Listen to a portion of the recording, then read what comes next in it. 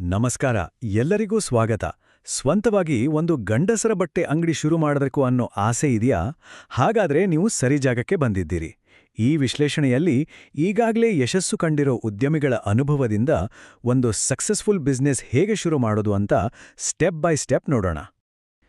ಎಷ್ಟೋ ಜನರ ಮನಸ್ಸಲ್ಲಿ ಈ ಕನಸಿರುತ್ತೆ ಅಲ್ವಾ, ನಂದೇ ಒಂದು ಬಟ್ಟೆ ಅಂಗಡಿ ಇರಬೇಕು ಅಂತ. ಇದು ಬರೀ ಬಿಸ್ನೆಸ್ ಅಲ್ಲ, ಇದೊಂದು ಪ್ಯಾಷನ್, ಒಂದು ಜರ್ನಿ. ಸೊ ಈ ಕನಸಿನಿಂದಾನೇ ನಮ್ಮ ಮಾತುಕತೆ ಶುರು ಮಾಡೋಣ. ಆದರೆ ನೋಡಿ, ಕನ್ಸ್ ಕಾಣೋದು ಒಂದು ಕಡೆ, ಅದನ್ನ ನಿಜ ಮಾಡೋದು ಇನ್ನೊಂದು ಕಡೆ. ಸುಮ್ಮನೆ ಆಸೆ ಪಟ್ರೆ ಆಗಲ್ಲ. ಯಶಸ್ಸು ಅನ್ನೋದು ಲಕ್ಮಿಲೆ ಬರೋವಂಥದ್ದಲ್ಲ. ಅದಕ್ಕೆ ಬೇಕು ಒಂದು ಪಕ್ಕಾ ಪ್ಲಾನ್, ಒಂದು ಗಟ್ಟಿ ಕಾರ್ಯತಂತ್ರ. ಅದೇ ನಿಮ್ಮ ಬಿಸ್ನೆಸ್ನ ಅಡಿಪಾಯ.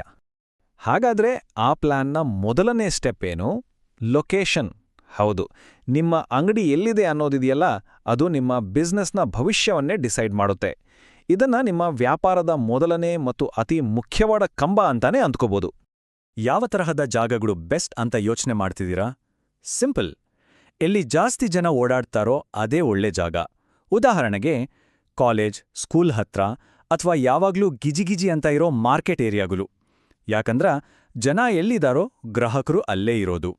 ಈ ಮಾತು ಕೇಳಿದ್ರಲ್ಲ, ಎಷ್ಟು ಸತ್ಯ. ಲೊಕೇಶನ್ ಹುಡ್ಕೋವಾಗ ಅಷ್ಟು ಅವಸರ ಮಾಡಬೇಡಿ, ಟೈಮ್ ತಗೊಳ್ಳಿ. ಬಾಡಿಗೆ ಒಂಚೂರು ಜಾಸ್ತಿ ಆದ್ರೂ ಪರವಾಗಿಲ್ಲ, ಒಳ್ಳೆ ಲೊಕೇಶನ್ ಸಿಕ್ಕಿದ್ರೆ ಅದು ನಿಮ್ಮ ಬಿಸ್ನೆಸ್ಗೆ ಒಂದು ಗಟ್ಟಿ ಬುನಾದಿ ಹಾಕೊಟ್ಟಾಗೆ. ಓಕೆ, ಲೊಕೇಶನ್ ಫೈನಲ್ ಆಯ್ತು. ಇನ್ನು ನೆಕ್ಸ್ಟ್ ಏನು? ಅಂಗಡಿಯ ಒಳಗಡೆ ನೋಡಕ್ಕೆ ಚೆನ್ನಾಗಿರಬೇಕಲ್ವಾ? ಆದರೆ ಜಾಸ್ತಿ ಖರ್ಚು ಮಾಡೋಕ್ಕೂ ಆಗಲ್ಲ. ಸೊ ಕಡಿಮೆ ಬಜೆಟ್ನಲ್ಲಿ ಒಂದು ಅಟ್ರಾಕ್ಟಿವ್ ಸ್ಪೇಸ್ ಹೇಗೆ ಮಾಡೋದು ಅಂತ ನೋಡೋಣ ಬನ್ನಿ. ದುಡ್ಡುಳಿಸೋಕೆ ಇಲ್ಲೊಂದು ಸೂಪರ್ ಟ್ರಿಕ್ ಇದೆ ನೋಡಿ. ದೊಡ್ಡ ಇಂಟೀರಿಯರ್ ಡಿಸೈನರ್ಗಳ ಹತ್ರ ಹೋಗೋ ಬದಲು ನೀವೇ ಸ್ವಲ್ಪ ರಿಸರ್ಚ್ ಮಾಡಿ. ಬೇರೆ ಅಂಗಡಿಗಳಿಗೆ ಹೋಗಿ ನಿಂಗಿಷ್ಟ ಆಗಿದ್ದ ಡಿಸೈನ್ ಫೋಟೋ ತಗೊಳ್ಳಿ. ಆಮೇಲೆ ನೇರವಾಗಿ ವೆಲ್ಡರ್, ಕಾರ್ಪೆಂಟರ್ ಹತ್ರ ಮಾತಾಡಿ. ಒಬ್ರು ಅನುಭವಿ ಓನರ್ ಇದೇ ಟೆಕ್ನಿಕ್ ಯೂಸ್ ಮಾಡಿ ಸಾವಿರಾರು ರೂಪಾಯಿ ಉಳಿಸಿದ್ದಾರೆ ಅಂತಾರೆ. ಇದನ್ನ ನೀವು ಟ್ರೈ ಮಾಡ್ಬೋದು ಅಲ್ವಾ? ಅಂಗಡಿಯಲ್ಲಿ ಲೈಟಿಂಗ್ ಅನ್ನೋದು ತುಂಬಾನೇ ಇಂಪಾರ್ಟೆಂಟ್. ಅದರಿಂದಾನೇ ಮೂಡ್ ಸೆಟ್ ಆಗೋದು.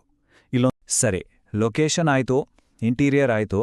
ಈಗ ಬರೋಣ ನಮ್ಮ ಬಿಸ್ನೆಸ್ನ ಹೃದಯ ಭಾಗಕ್ಕೆ.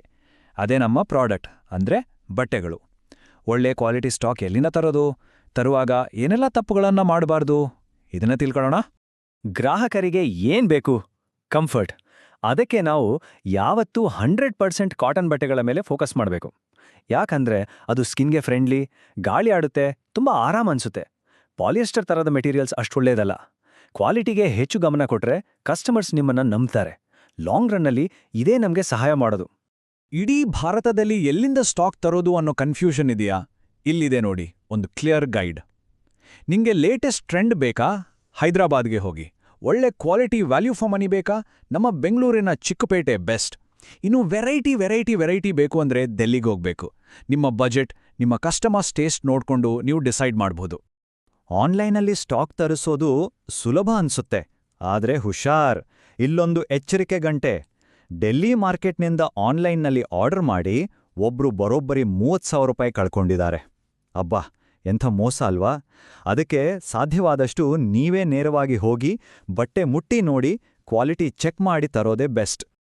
ಇಷ್ಟೆಲ್ಲ ಆಯ್ತು. ಈಗ ಬಿಸ್ನೆಸ್ನ ಅತೀ ಮುಖ್ಯವಾದ ವಿಚಾರಕ್ಕೆ ಬರೋಣ. ಅದುವೇ ಹಣಕಾಸು, ಲಾಭ. ಬರೀ ವ್ಯಾಪಾರ ಮಾಡಿದ್ರೆ ಸಾಲ್ದು, ಅದರಿಂದ ಲಾಭನೂ ಬರಬೇಕು. ಆವಾಗ್ಲೇ ಬಿಸ್ನೆಸ್ ಬೆಳೆಯೋದು. ಹಾಗಾದ್ರೆ ಲಾಭದ ಕಲೆಯನ್ನ ಅರ್ಥ ಮಾಡ್ಕೊಳ್ಳೋಣ ಬನ್ನಿ. ಪ್ರಾಫಿಟ್ ಮಾರ್ಜಿನ್ ಎಷ್ಟಿರಬೇಕು? ಇದು ತುಂಬಾ ಕ್ರಿಟಿಕಲ್. ನೀವು ಬರೀ 10-20% ಲಾಭ ಇಟ್ಕೊಂಡ್ರೆ ಅಂಗಡಿ ಬಾಡಿಗೆ, ಕರೆಂಟ್ ಬಿಲ್, ಸಂಬಳ ಇದೆಲ್ಲ ಕೊಟ್ಟು ಮುಗಿಯುವಷ್ಟರಲ್ಲಿ ಕೈಲಿ ಏನು ಉಳಿಯಲ್ಲ. ಅದೇ ನೀವು 30-50% ಮಾರ್ಜಿನ್ ಇಟ್ರೆ ಆರಾಮಾಗಿ ಬಿಸ್ನೆಸ್ನ ಮುಂದಕ್ಕೆ ತಗೊಂಡು ಹೋಗ್ಬೋದು. ಹೊಸ ಸ್ಟಾಕ್ ತರ್ಬೋದು, ಅಂಗಡಿನ ಇಂಪ್ರೂವ್ ಮಾಡ್ಬೋದು. ಲಾಂಗ್ ಟರ್ಮ್ ಸಕ್ಸಸ್ಗೆ ಇದೇ ಫಾರ್ಮುಲಾ. ಡೆಡ್ ಸ್ಟಾಕ್, ಈ ಪದ ಕೇಳಿದೀರಾ? ಇದು ರಿಟೇಲ್ ಬಿಸ್ನೆಸ್ಗೆ ಕ್ಯಾನ್ಸರ್ ಇದ್ದ ಹಾಗೆ. ಅಂದ್ರೆ ಮಾರಾಟ ಆಗದೆ ಉಳಿದು ಹೋಗೋ ಸ್ಟಾಕ್. ಉದಾಹರಣೆಗೆ, ನಿಮ್ಮತ್ರ ML ಸೈಜ್ ಅಲ್ಲ ಬೇಗ ಖಾಲಿ ಆಗ್ತಿದೆ, ಆದರೆ XSL ಸೈಜ್ ಶರ್ಟ್ಗಳು ಹಾಗೆ ಉಳಿದುಕೊಂಡಿವೆ. ಆ ಶರ್ಟ್ಗಳ ಮೇಲೆ ಹಾಕಿರೋ ದುಡ್ಡು ಅಲ್ಲೇ ಬ್ಲಾಕ್ ಆಗೋಯ್ತು ಅಂತ ಅರ್ಥ. ಇದು ನಿಮ್ಮ ಪ್ರಾಫಿಟ್ ಅನ್ನ ತಿಂದು ಹಾಕುತ್ತೆ. ಯಾವಾಗ್ಲೂ ದೊಡ್ಡದಾಗೆ ಶುರು ಮಾಡಬೇಕು ಅಂತೇನಿಲ್ಲ. ಇಲ್ಲೊಂದು ಇನ್ಸ್ಪೈರಿಂಗ್ ಕಥೆ ಇದೆ, ಕೇಳಿ. ಒಬ್ರು ಸಕ್ಸಸ್ಫುಲ್ ಓನರ್ ಕೇವಲ 100 ಚದರಡಿಯ ಪುಟ್ಟ ಅಂಗಡಿಯಲ್ಲಿ 5 ಲಕ್ಷ ರೂಪಾಯಿ ಬಂಡವಾಳ ಹಾಕಿ ತಮ್ಮ ಬಿಸ್ನೆಸ್ ಶುರು ಮಾಡಿದ್ರಂತೆ.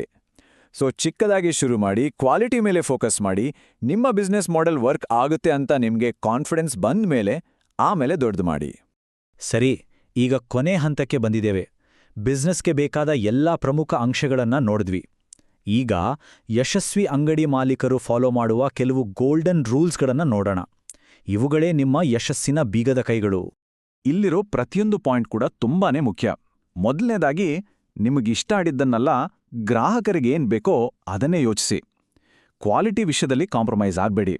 ಇತ್ತೀಚಿನ ಟ್ರೆಂಡ್ಸ್ ಅಂದ್ರೆ baggy shirts, straight fit jeans, ಇವುಗಳ ಬಗ್ಗೆ ಅಪ್ಡೇಟ್ ಆಗಿರಿ. ಸಾಧ್ಯವಾದ್ರೆ ಬಿಸ್ನೆಸ್ ಅನ್ನ ನೀವೇ ಒಬ್ಬರೇ ಮ್ಯಾನೇಜ್ ಮಾಡಿ.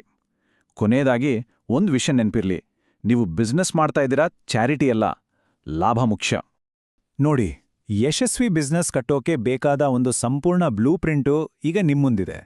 ದಾರಿ ಗೊತ್ತಿದೆ, ಏನೇನ್ ಮಾಡಬೇಕು ಅಂತಾನೂ ಗೊತ್ತಿದೆ. ಈಗ ಪ್ರಶ್ನೆ ಇರೋದು, ಈ ಬ್ಲೂ ಪ್ರಿಂಟ್ ಇಟ್ಕೊಂಡು ನೀವು ಏನನ್ನ ಕಟ್ಟೋಕೆ ಹೊರಟಿದ್ದೀರಾ? ಯೋಚನೆ ಮಾಡಿ.